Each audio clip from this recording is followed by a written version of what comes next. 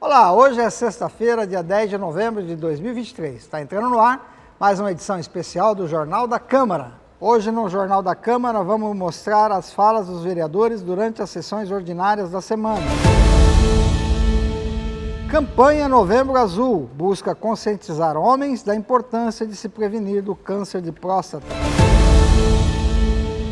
Projeto sobre alimentação de alunos diabéticos é aprovado na Câmara. Tem também o noticiário produzido pela assessoria de imprensa. O ELEI de hoje destaca um importante projeto de autoria do vereador André Trindade. Tem muito mais para você. Câmara na Escola, o que é sessão extraordinária, agenda do Legislativo, e você acompanha tudo isso e muito mais aqui no Jornal da Câmara.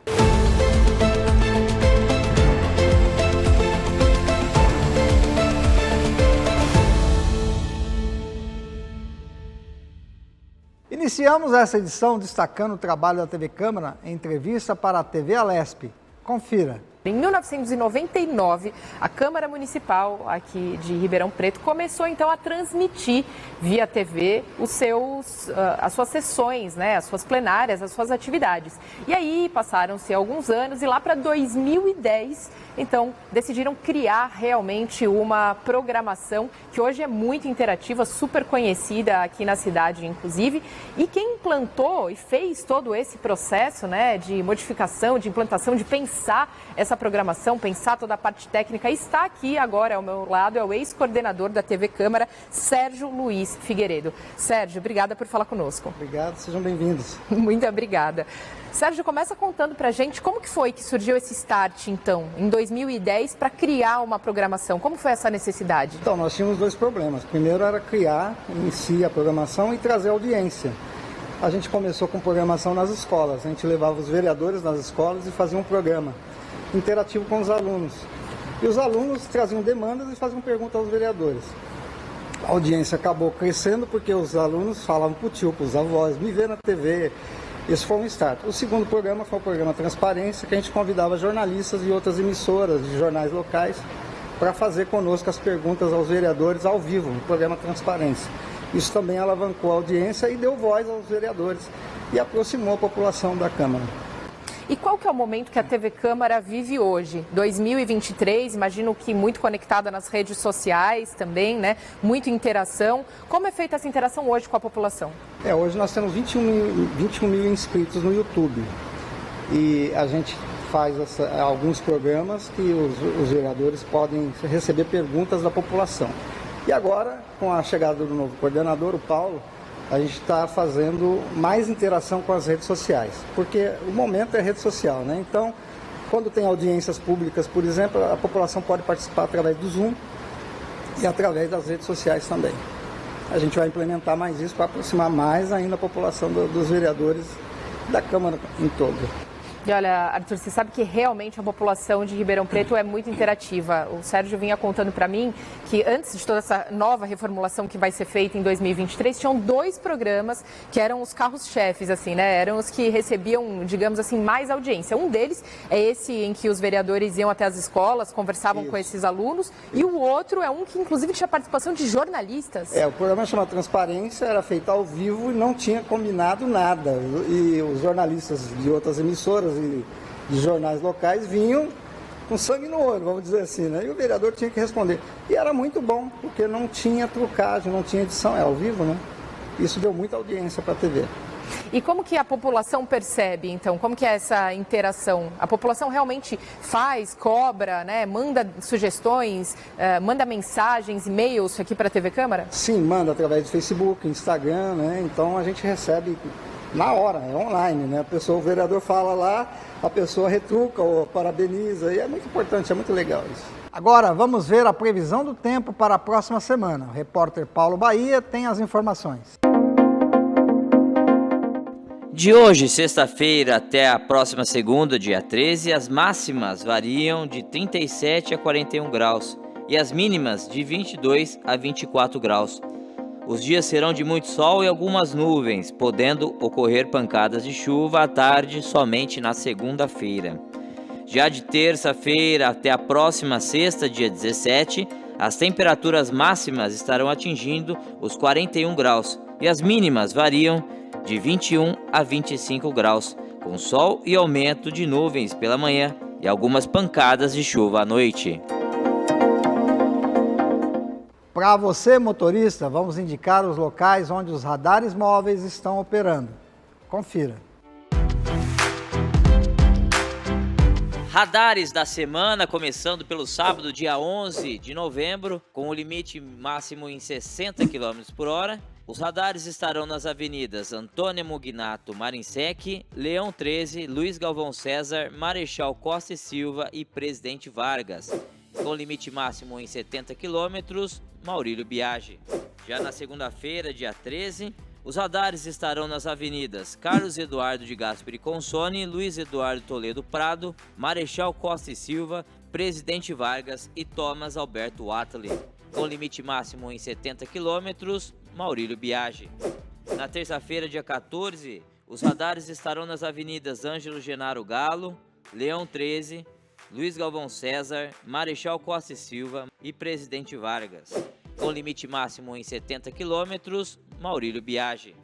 Na quarta-feira, dia 15, Costábile Romano, Heráclito Fontoura Sobral Pinto, Marechal Costa e Silva, Presidente Vargas e Thomas Alberto Watley, com limite máximo em 70 km, Maurílio Biagi.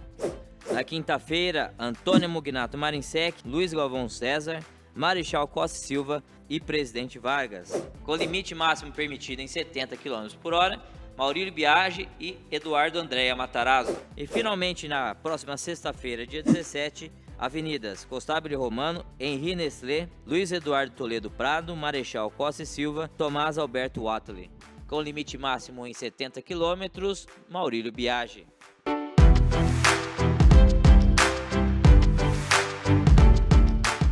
Agora vamos destacar o que foi discutido pelos vereadores nas sessões ordinárias de terça e quinta.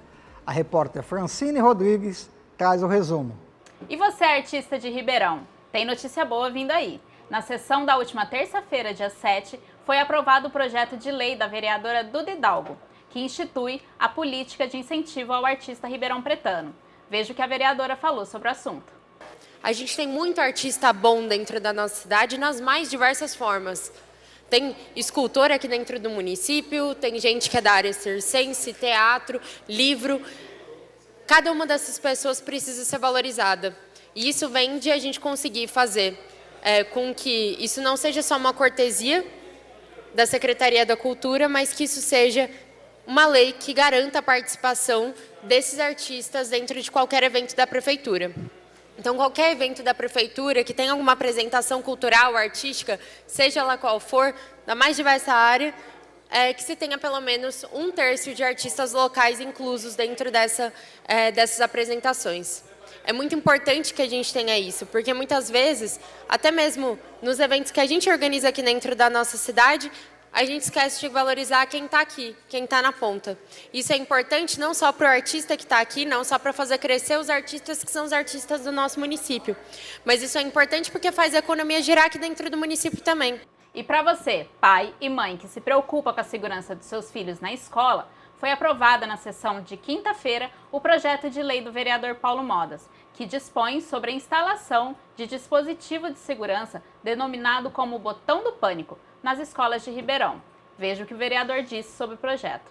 Eu acho que nós podemos estar inibindo essa situação de estar chegando aí um marginal na escola e estar fazendo isso. Às vezes a gente chora quando acontece uma coisa aí, de saber que um criminoso entra numa escola e mata pessoas inocentes, mata professora que está ensinando, crianças inocentes, e a gente não está vendo se fazer nada. Vamos fazer alguma coisa. Vamos criar uma lei para o nosso município aqui. Quem sabe essa lei ela vai se estender aí para o Brasil, né, para que a gente tenha alguma coisa de segurança. Isso aí pode inibir. Às vezes, pessoas sabendo que tem um botão que você pode ligar com a polícia, pode inibir esse marginal, porque ele não imagina que ele vai ali matar e alguém vai pegar ele na hora, porque ele vê que as pessoas ali estão frágeis.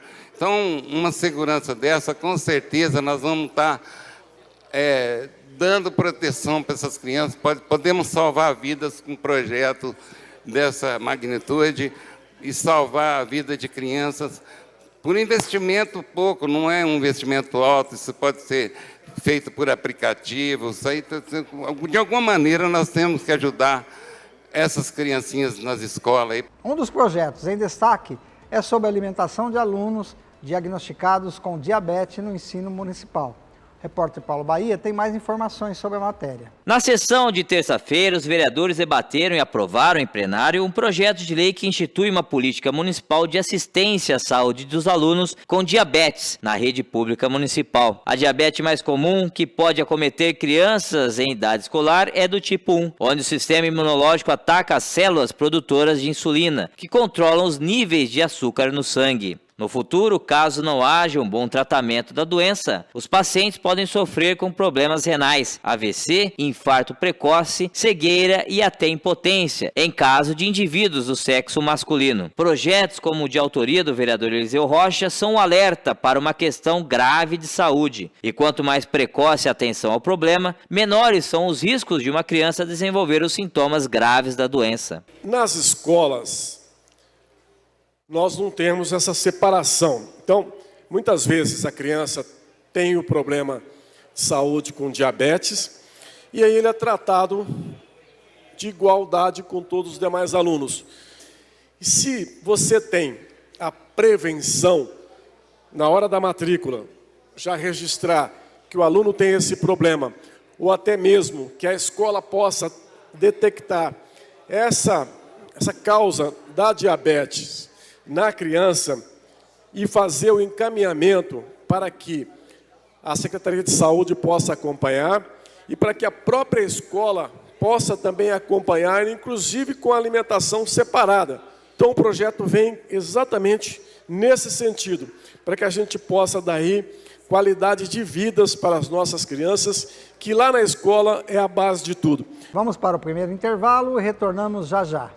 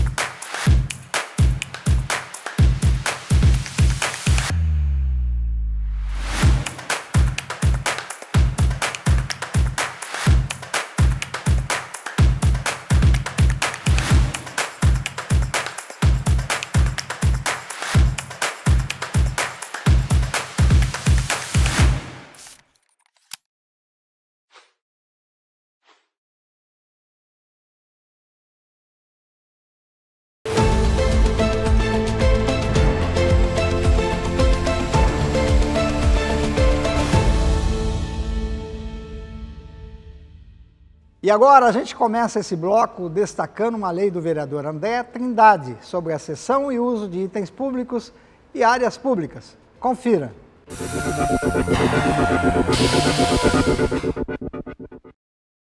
Olá, sou o vereador André Trindade e hoje venho trazer para você um texto de lei que foi aprovado em 2022. Trata-se da Lei 3145 de 2022, que dispõe sobre a cessão e uso de bens públicos e áreas públicas na cidade de Ribeirão Preto. No tempo que fui secretário de esportes, lá na prefeitura, contribuí com esse texto no intuito de entregar para a comunidade, de forma legítima, algumas áreas que já são cuidadas pela coletividade, campos de futebol, quadras e outras áreas pertencentes ao município, mas com documentação. Tem muita gente querendo ajudar a cidade, mas não tinha um instrumento legal para que pudesse assim fazer. Com o intuito da lei aprovada em 2022, no mês de novembro, quando me tornei vereador novamente, fiz ao prefeito a indicação para que, com base na lei 3145 de 2022, pudéssemos fazer o programa Nossa Quadra, Nosso Campo. A gente tem trabalhado junto ao Executivo e em breve a população e aqueles que cuidam dos espaços públicos vão poder, através das associações sem fins lucrativos, fazer essa licença para cuidar dos campos e ter a legitimidade para fazer as intervenções necessárias, assim ajudando o município. Então, é uma lei muito importante. Ribeirão tem muitas áreas em estado de abandono que poderiam ser cuidadas pela população, no entanto, não havia instrumento legal. Hoje, com a Lei 3145 de 2022, uma lei do Executivo aprovada aqui na Câmara Municipal, a população pode participar mais da vida da cidade e ser reconhecida por cuidar do bem público.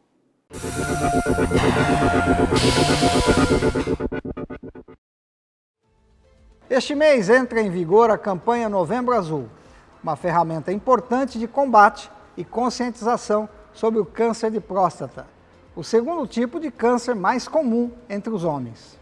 O Novembro Azul é uma campanha de conscientização voltada para a saúde masculina, com ênfase na prevenção e no diagnóstico precoce do câncer de próstata.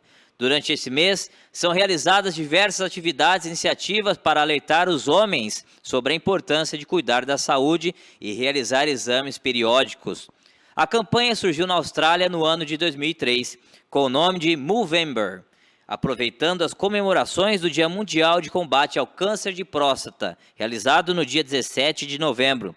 No Brasil, o Novembro Azul foi criado pelo Instituto Lado a Lado pela Vida, com o objetivo de quebrar o preconceito masculino de ir ao médico e, quando necessário, fazer o exame de toque, e obteve ampla divulgação. Em 2014, o Instituto realizou 2.200 ações em todo o país. A campanha tem sido uma importante ferramenta no combate ao câncer de próstata. É muito importante, né? Inclusive o INCA esse ano, que é o Instituto Nacional do Câncer, né? Ele não falou só sobre Novembro Azul como tratamento de câncer de próstata, ele falou do tratamento da saúde do homem, que assim, principal, né? O câncer mais incidente é o de próstata nos homens, porém ter toda uma atenção também a câncer de pulmão, câncer de cólon, que são câncer muito incidentes e que precisa procurar um serviço para poder fazer o diagnóstico. Então assim, fazer essa campanha, levantar essa bandeira esse mês, ajuda a conscientizar os homens, a levantar esse assunto em casa para que possa buscar o serviço de saúde caso algum sintoma anormal, tanto da próstata quanto câncer de pulmão, câncer de cólon, que são os mais incidentes também nos homens. O câncer de próstata é uma condição em que as células da próstata, uma glândula localizada abaixo da bexiga e à frente do reto nos homens, começam a se multiplicar de maneira descontrolada. É o segundo tipo mais comum de câncer em homens. A doença pode se desenvolver em diferentes níveis, o que pode variar a forma do tratamento. Por isso, quanto mais rápido o diagnóstico, mais chances de se combater com sucesso a enfermidade. Para isso, o paciente tem que ficar atento logo aos primeiros sinais. Em relação ao rastreio de pessoas que são assintomáticas, tem uma certa controvérsia, porém isso sempre deve ser avaliado com o médico, com o paciente, caso a caso. E o paciente, aos primeiros sinais e sintomas, deve procurar o médico o mais breve possível. E quais são esses sinais, né? Seria uma alteração no jato urinário, então assim, diminuir o volume da urina, tá com dificuldade de urinar, tá tendo que urinar à noite. Se notar qualquer sinal de sangramento na urina ou uma disfunção erétil, é importante procurar o médico o mais breve possível para poder investigar e ver se tem realmente fazer esse diagnóstico do câncer de próstata, sabe? Porque assim, o diagnóstico em estágio inicial muda muito o tratamento, a gente tem várias opções e caso não busque, né, no início, esse câncer avançar, acaba ficando uma doença muito avançada e limita muito o tratamento. E vamos falar de história de Ribeirão Preto. Hoje vamos destacar a importância da Câmara de Ribeirão Preto para a pesquisa de Alberto Santos Dumont. E hoje eu vou estar falando um pouquinho sobre Alberto Santos Dumont, né?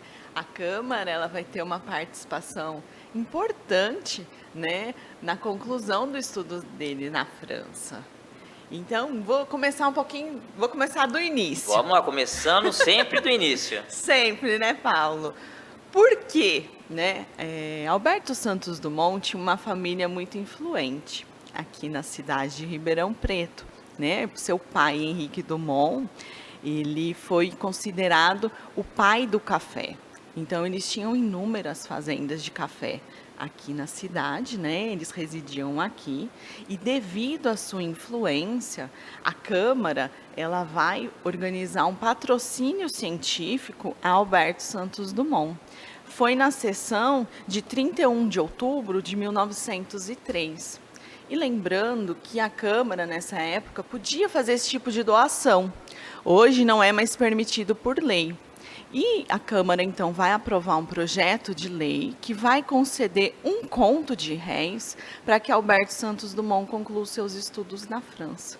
E foi muito importante esse auxílio e, mais uma vez, a Câmara aí de Ribeirão participando. Fazendo, né, seu investimento em pesquisa, né? Não tem nada a ver com avião ainda, né? Ou já tinha sido inventado? Ele já estava na França, né? Estudando sobre balões dirigíveis, né? Mas ainda não tinha sido concluído. Mas o auxílio foi fundamental porque pesquisas precisam de incentivo financeiro para que ele aí concluísse os seus estudos, né? E ele vai ser considerado aí o pai da aviação. Exatamente, né? Importante. Naquela época podia fazer, né? Esse tipo de patrocínio era comum, né? Esse incentivo à pesquisa. Hoje não mais, não é permitido mais por lei, mas naquela época podia. E tanto é que Alberto Santos Dumont é muito grato à Câmara, né? Ele sempre fala, tem um documentário, um curta-metragem que chama O Homem Voa, em que ele agradece à Câmara por essa contribuição a ele. Eu queria finalizar... vamos sim.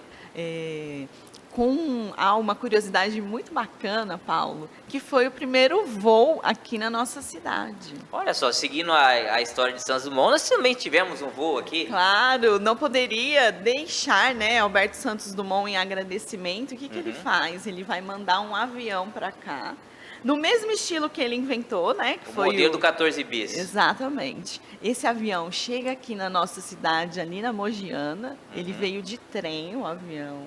Deve ter dado trabalho para pôr no trem, imagina. Ele veio todo desmontado, né? Encaixotado, bonitinho, né? Daí eles fizeram a montagem do avião.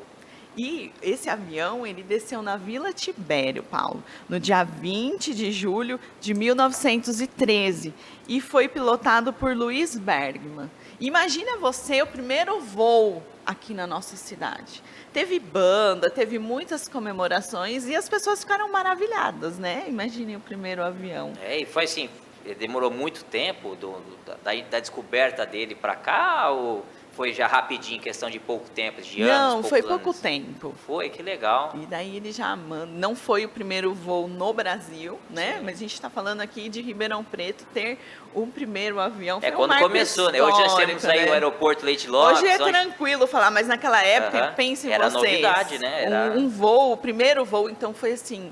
A população ficou extasiada, né? Teve muita comemoração em torno disso, foi um marco histórico mesmo, o primeiro avião aqui a pousar na nossa cidade. Que bacana, hein? E ele mandou o avião, mas ele pilotou também, né?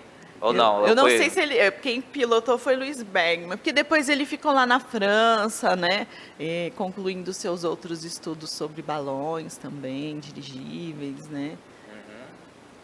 Entendi. Muita tecnologia para aquela época, né? Exatamente. O homem descobrindo o avião, Ribeirão Preto envolvida, né, com o patrocínio, ajudando Eu falo, olha, nós fazemos, nossa cidade faz parte da história, né? E muita gente não sabe disso. Levando o nome de Ribeirão Preto para o mundo, né? Exatamente. Começando ao redor da Torre Eiffel, né, onde ele fez esse primeiro voo lá na França, no campo de Bagatelle. Exatamente. Tá certo, Dani, eu agradeço aí a sua participação. É muito interessante saber a participação do Legislativo de Ribeirão Preto aí na história, não só da nossa cidade, mas também na história do mundo, né?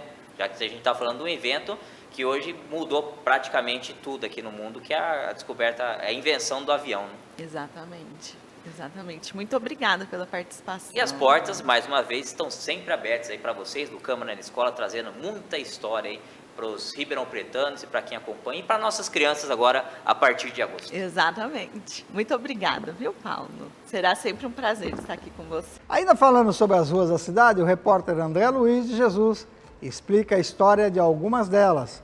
Hoje ele fala das ruas Mariana Junqueira, Amador Bueno e São Sebastião.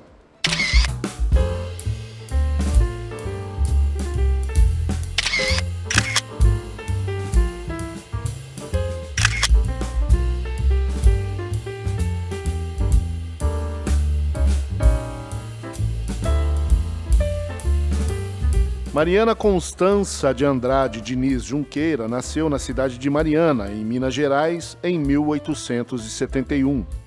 filha de Francisco Antônio da Costa e Maria Zenaide de Andrade Diniz Junqueira, casou-se com o coronel Francisco Maximiliano Diniz Junqueira. Faleceu em Franca, no estado de São Paulo, em 1903. A Rua Mariana Junqueira era anteriormente chamada de Rua do Comércio.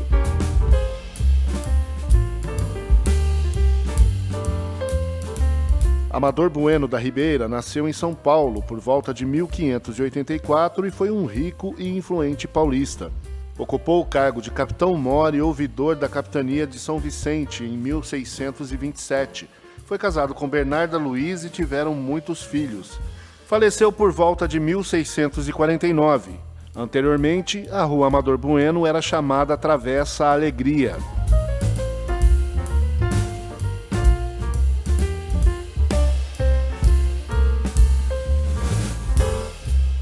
São Sebastião nasceu na França em 256.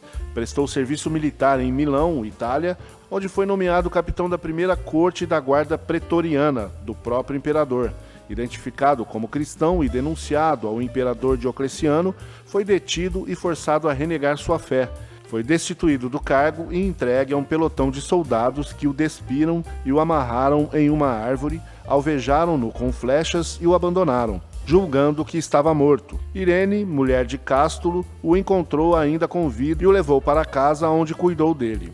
Quando se sentiu restabelecido, São Sebastião voltou ao imperador para reprovar sua atitude quanto aos cristãos e novamente foi condenado à morte. Faleceu a golpes de pauladas e bolas de chumbo no ano 303.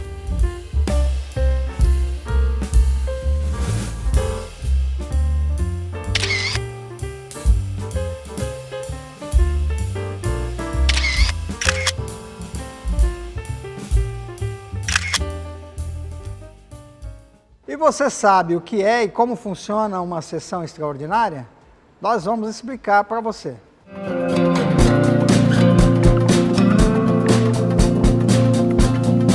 Uma sessão extraordinária é uma reunião convocada fora do cronograma regular das sessões de um órgão legislativo. Diferentemente das sessões ordinárias, que ocorrem de acordo com um calendário pré-estabelecido, as sessões extraordinárias são realizadas para tratar de assuntos urgentes, emergenciais ou de grande importância que não podem esperar até a próxima sessão regular. O único projeto da pauta refere-se à segunda votação da proposta de emenda à Lei Orgânica do município de Ribeirão Preto. Diferentemente das sessões ordinárias, onde uma variedade de assuntos pode ser abordada, as sessões extraordinárias têm uma pauta limitada. Elas se concentram em discutir e tomar decisões apenas sobre os temas especificados na convocação. Projeto 03 de 2022, que revoga o parágrafo 2º do artigo 45 da Lei Orgânica do município. Devido à natureza urgente das sessões extraordinárias, elas tendem a ser mais ágeis e focadas. Os debates podem ser mais diretos e as discussões mais enxutas, visando tomar decisões rápidas para lidar com a situação em questão. Em votação. Ao final das discussões, as decisões são tomadas por meio de votação. Dependendo das regras internas do órgão legislativo, pode ser necessário um quórum mínimo para que as deliberações e decisões sejam válidas.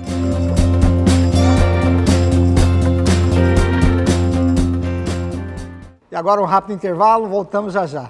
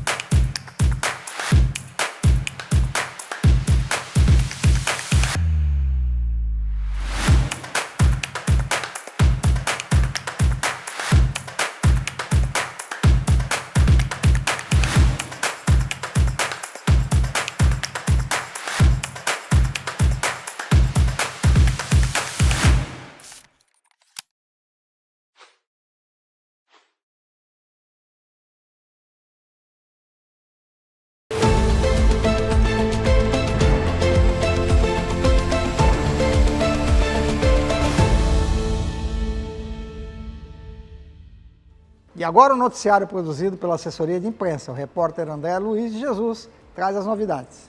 A Semana do Legislativo começou com mais uma reunião do Fórum Municipal da Educação Especial, ocorrida nesta segunda-feira, dia 6, na Câmara de Vereadores. Na ocasião, foi debatido como e quanto do orçamento municipal para 2024 será destinado à educação especial. Participaram representantes da Secretaria Municipal da Educação e do Conselho Tutelar. A representante da Secretaria da Educação afirmou que para 2024 a previsão estimada para a educação especial é de 13,2 milhões de reais, sendo que 8,6 milhões seriam para as despesas de pessoal e 4,6 milhões direcionados às instituições parceiras. Os participantes também discutiram formas de aumentar o repasse para a educação especial e para a contratação de profissionais especializados no atendimento aos alunos. E na terça-feira à tarde, a Comissão Especial de Estudos, que avalia as políticas públicas destinadas às pessoas em situação de rua em Ribeirão Preto, realizou sua 10ª e última reunião na Câmara Municipal, quando foi apresentado um resumo dos trabalhos da CE e o resultado de entrevistas feitas com pessoas em situação de rua, questionadas sobre a utilização dos serviços públicos disponíveis, sobre o preconceito e as abordagens policiais. Também foram ouvidos representantes de entidades ligadas ao tema e que falaram das suas experiências nos trabalhos desenvolvidos por elas. A leitura e votação do relatório final da comissão deverão ocorrer em dezembro próximo. Todos os eventos estão disponíveis na íntegra no canal do YouTube da Câmara Municipal. Agora vamos acompanhar também o que aconteceu na nossa vizinha Sertãozinho. Eu recebo a participação do repórter Orlando Mota. Olha, por aqui na Câmara de Sertãozinho, a exposição cultural é a nossa principal notícia cultural do dia. A partir da semana que vem, nas próximas semanas, até o dia 15 de dezembro, a população de Sertãozinho, e claro que Ribeirão está mais do que convidado, para apreciar os trabalhos de 2 alunos. Os irmãos Eric e Everton são da escola Isaías, lá de Cruz das Posses, o nosso distrito aqui da cidade. A exposição foi feita por eles, segue, como eu disse, até a primeira quinzena de dezembro. E o horário de visitação é o seguinte, de segunda a sexta-feira no horário comercial. Mas a Câmara de Sertãozinho promove sessões às segundas e terças-feiras, que no geral termina por volta de umas 9h30, 9 da noite. Então a população pode conferir. E olha, só para deixar assim com um gostinho de curiosidade, a gente vai mostrar 2 desenhos que eles fizeram. Uma de um jogador que todo mundo conhece, que Sertãozinho tem o maior profundo respeito, que é o Éder Militão, e uma outra obra que vocês estão vendo aí, para deixar com vocês com gostinho de quero mais. Essa exposição, como eu disse, é gratuita, fica na Câmara até o dia 15 de dezembro. Eu volto com vocês aí da TV Câmara de Ribeirão Preto, que eu sei que também valoriza o trabalho dos artistas locais e sempre abre espaço para a comunidade. A semana que vem temos atividade legislativa. Confira a agenda da próxima semana. Lembrando que ela está sujeita a alterações. Você acompanha tudo ao vivo pela TV Câmara. A agenda legislativa da semana começará na terça-feira, dia 14, às 18 horas, com a realização da sessão ordinária no plenário da Câmara Municipal. Já na quinta, após o feriado, às 15 horas, acontece mais uma reunião da Comissão Especial de Estudos do Idoso e às 18 horas ocorre a sessão ordinária, ambas no plenário. Lembrando que a agenda poderá sofrer alterações no decorrer da semana. E por falar em agenda, vamos conferir a agenda do Câmara na Escola. Nesta semana, o programa Câmara na Escola recebeu na segunda-feira, dia 6, os alunos do 2º ano B do ensino médio do SESI 298 Castelo Branco. Eles foram recepcionados pela vereadora Duda Hidalgo no plenário, que respondeu às dúvidas e questionamentos. Os alunos do 7º ano B do SESI 298 Castelo Branco visitaram a Câmara no dia 8. Estudantes tiveram a oportunidade de conhecer a história do Legislativo com a exposição Memórias da Câmara Municipal e ainda no plenário participaram de um bate-papo com o vereador Paulo Modas. Já na quinta-feira pela manhã, dia 9 de novembro, os alunos do programa Aprendiz do Senac também participaram do programa Câmara na Escola. Visitaram a exposição histórica do Legislativo e no plenário foram recebidos pelo vereador Alessandro Maraca. À tarde foi a vez do 7º ano C do SESI 298 Castelo Branco. Estavam acompanhados da professora de Geografia Regiane Rangel e no plenário realizaram um bate-papo com o coletivo popular Judete Zilli. Na sexta-feira, dia 10 de novembro, os alunos do 8º ano do Centro Social Marista Irmão Rui participaram do programa. No saguão da Câmara Municipal visitaram a exposição Memórias da Câmara Municipal e no plenário foram recepcionados recepcionados pelo vereador Ramon Faustino, que tirou dúvidas e questionamentos. Ainda conheceram os estúdios da TV Câmara. E para você que está procurando a recolocação profissional, o repórter Paulo Bahia fala sobre as principais vagas de emprego disponibilizadas pelo PAT da Prefeitura. Confira. Para esta semana, são as seguintes vagas de emprego que estão disponíveis para você que está procurando a recolocação profissional. São elas: açougueiro, atendente de lojas, auxiliar de cozinha, auxiliar de estoque, balconista de açougue, bilheteiro de cinema, cozinheiro geral, estoquista, fiscal de caixa, lavador de veículos, motorista de caminhão-tanque, operador de caixa, padeiro, repositor de mercadorias, soldador, subgerente de lojas, técnico de enfermagem, técnico em segurança do trabalho, vendedor pracista e zelador. Para você acompanhar estas e demais vagas, entre no PAT da Prefeitura Municipal. No dia 15 de novembro, celebramos mais uma importante data, a Proclamação da República. O Brasil passou de monarquia para um sistema político com a participação popular, com representantes eleitos pelo povo. Vamos aprender um pouco mais sobre a Proclamação da República? O dia 15 de novembro é celebrado como o Dia da Proclamação da República no Brasil. Foi nesta data, em 1889, que o Marechal Deodoro da Fonseca proclamou a República, pondo fim ao regime monárquico e instaurando o sistema republicano no país. Esse é um momento importante na história brasileira, marcando a transição de um império para uma república. Na época, vários fatores impactaram nesse movimento, incluindo a abolição da escravatura. Os fazendeiros paulistas, eles na verdade, começaram a perceber que o escravo, ele simplesmente não dava tanto lucro quanto deveria dar. Ribeirão Preto é o seguinte, claro, no começo os fazendeiros eram contra a libertação dos escravos, só que um ano antes, olha, a libertação dos escravos foi em maio de 1888. Em agosto de 1887, a Câmara Municipal de Ribeirão Preto proclamou simplesmente a libertação de todos os escravos do município. Todos os escravos que estavam no município de Ribeirão Preto deveriam ser libertados a partir daquela data. Ou seja, vários meses antes da libertação dos escravos, no Brasil inteiro, Ribeirão Preto já libertava seus escravos. Os fazendeiros aqui de Ribeirão Preto já enxergavam. Opa, a mão de obra imigrante, ela é muito mais interessante para nós. A República é uma forma de governo em que o chefe de Estado não é um monarca, mas sim o cargo ocupado por um cidadão eleito ou indicado para representar o povo.